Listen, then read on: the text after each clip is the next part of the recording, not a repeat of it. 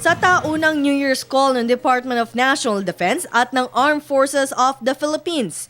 Simple at hindi magarbo ang pagdiriwang sa taong ito. Ito'y pinangunahan ni Defense Secretary Voltaire Gasmin at ni AFP Chief of Staff Emmanuel Bautista kasama ang kanilang sis.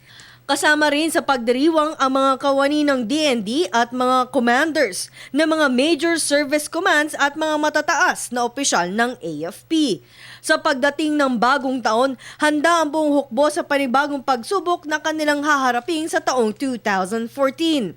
Pero sa kabila ng sakripisyong ginawa at ginampanang tungkulin ng bawat sundalo at empleyado nitong nagdaang taon ay puro batikos pa rin ang kanilang inabot sa publiko habang kinakaharap nila ang anumang sakunang dumating sa bansa. Kaya naman hamon ni Gasmin na maging matatag at gawing karanasan na lamang ang bawat hamon kanilang naranasan noong isang taon.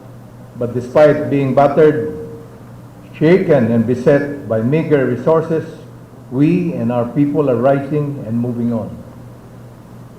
During those trying times, many of our men and women at great risk to themselves rendered service away from their families, unable to celebrate important occasions with their loved ones, such as birthdays, Christmas, and New Year's Eve.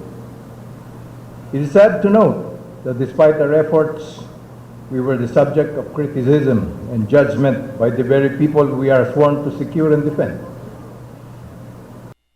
That is why, on occasion, it crosses your mind that this is a thankless job.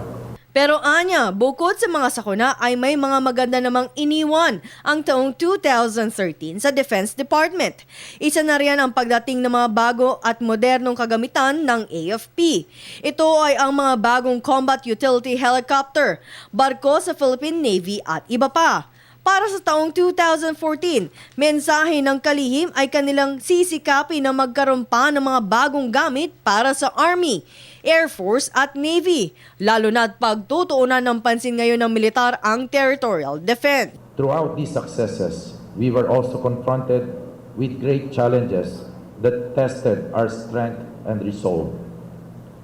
But through our collective effort, we were able to meet these challenges and our nation emerged more peaceful and more secure.